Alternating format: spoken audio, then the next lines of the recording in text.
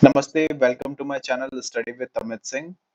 In this channel, you will learn KYC AML process workflow and case study of money laundering. This is my new channel, so please hit the like button, subscribe button, and ring the notification bell for upcoming videos.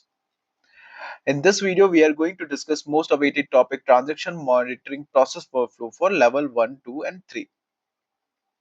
Now, let's start with the transaction monitoring process. What do you understand by transaction monitoring? So it is a continuous process of monitoring the customer transaction to avoid terrorist financing and money laundering. It is mandatory to implement this process into financial institution or any other money services business. Now let's understand the process workflow for level 1 investigation. So step number 1, system generates the trigger if it is find anything unusual transaction activity in customer profile. Then check the reason of triggered scenario. For what reason, typology, scenario, this particular transaction got triggered. Then we need to download CDD pack or KYC form for our customer.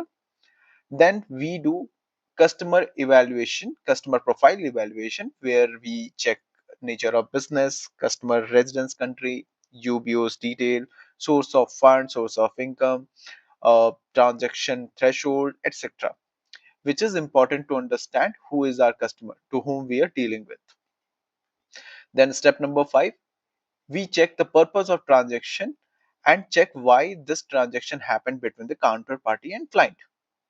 Then we need to review past 6 month transaction detail and check whether we are able to find any suspicious activity in this period of time or not. Then the last part is we need to take decision.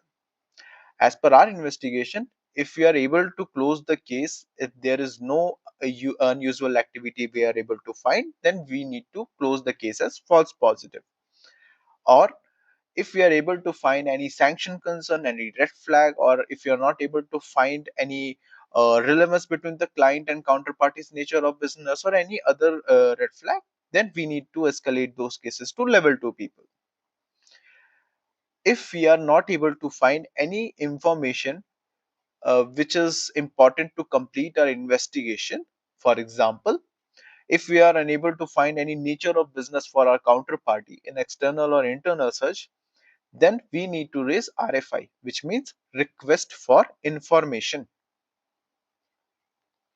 Now let's understand the common scenario and typology in transaction monitoring. So first, wash through activity or rapid movement of fund. So this let's understand this with example.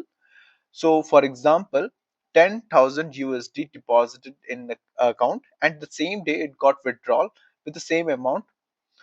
This type of scenario called rapid movement of fund or wash through activity. Then second, debit credit transaction is greater than the threshold limit of the customer. Third one is debit credit transaction in high or medium risk jurisdiction. For example, Cuba, Iran, Sudan, North Korea, Republic of Crimea, Venezuela, Russia, occupied region of Ukraine. Okay. Then the fourth one is debit credit transaction in dormant or inactive accounts. The last part is fifth one is high volume cash transaction, debit or credit. So these 5 scenarios are very common in transaction monitoring. Now let's understand the purpose of transaction.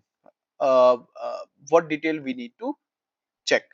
So we need to check the counterparty's nature of business, if it comes under high risk or medium risk category, if the customers if the counterparty listed in a related party list of the customer CDD pack or KYC form, or check if counterparty's nature of business is relevant to our client business. For example, our client is into car part assembling business and a counterparty involved in manufacturing of wheels or tires. So this nature of business is relevant to each other. So we need to check this is how we need to check the relevance between the counterparties and the client nature of business. Then we need to check a past 6 month transaction, if similar type of transaction has happened in past or suspicious transaction has happened in the past or not. Now let's move to reason for case escalation for level 2.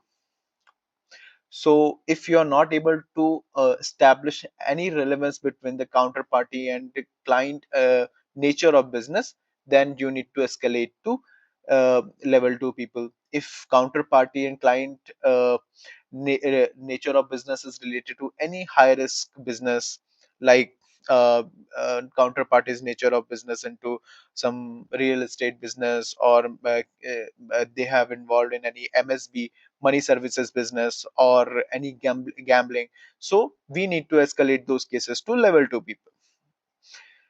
If you find any sanction concern with the client or counterparty, or if there is any other red flag you are able to find in your investigation, like PEP, UHRC concern. UHRC means ultra high risk country concern, adverse media, high risk product, etc. Then we need to escalate those cases for level 2 people for further review. Now let's understand the process workflow for level 2 people. So first we need to pick the case from escalated queue, then open the customer profile and transaction report for the triggered period. Then we need to open an investigation report from level 1 Analyst and check the reason of escalation. Conduct thorough investigation on escalated case and check if the escalation is valid or invalid. If they find valid escalation, then they need to reach out to customer with a list of questionnaire, like extra due diligence we have to conduct or enhanced due diligence we have to conduct. So for that, we need to ask source of fund, source of income, nature of business, company's residence country, UBO's detail, ownership structure, etc., etc., to understand the counterparties. And if customer stated that particular transaction is nowhere related to terrorist financing or money laundering, and able to provide sufficient information like invoice, bill, or any other document to establish relationship between the client or counterparty, then we can close the case, stating the same in our investigation report. If customer is not responding on our query or not able to provide a proper document or provide forced document, then we need to escalate those cases to level 3 people for further review. Now, sources which is used to investigate. So sources which we are using to investigate the cases are customer CDD pack or KYC form first. Second, payment or Swift databases, public search domain search like Google, Open Corporate Infoclip, or any extra other website, or private database such as WorldCheck, Equity, LexisNexis, Dun& Bradstreet, Bloomberg, etc.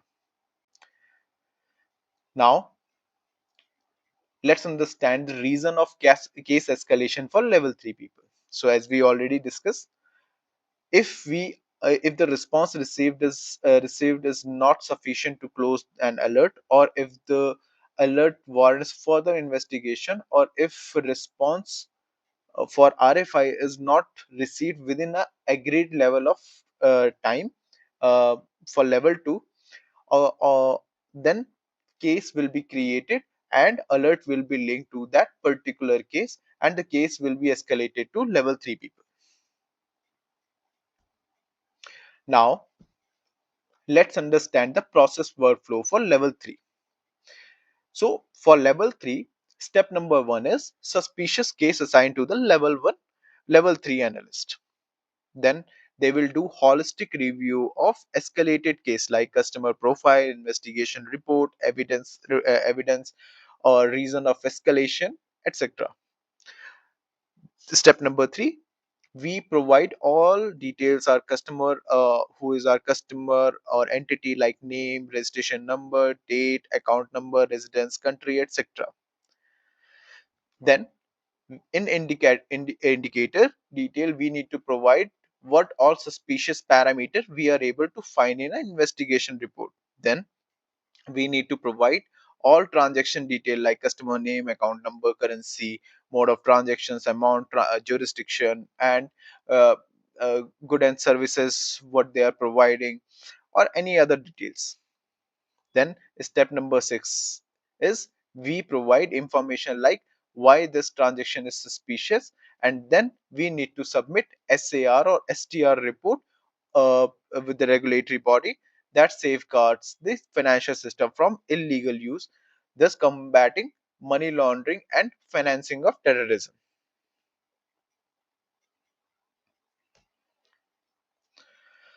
So now let's see filing a SAR in country. Like what, who all, let's see the regulatory body who combating the money laundering and financing of terrorism in different countries. So SAR in United States filed with FinCEN, Financial Crime Enforcement Network. In UK, it's NCA, National Crime Agency. In Singapore, it's STRO, Suspicious Transaction Reporting Office. In Hong Kong, Business in Hong Kong Report, SAR to the Joint Financial Intelligence Unit, JFIU. In Switzerland, MROS, Money Laundering Reporting Office. In Australia, it's AUSTRAC. So now please note this process workflow contain only general information related to transaction monitoring. If you are willing to learn KYC AML topic in more detail, then you can join my training session, which is start from first week of every month in very reasonable price. You can contact me directly via mention email ID amitsinghvishain112@gmail.com. Thanks for watching the video. If you like the content, then please hit the like button and subscribe the channel and ring the notification bell for more related videos. Thank you.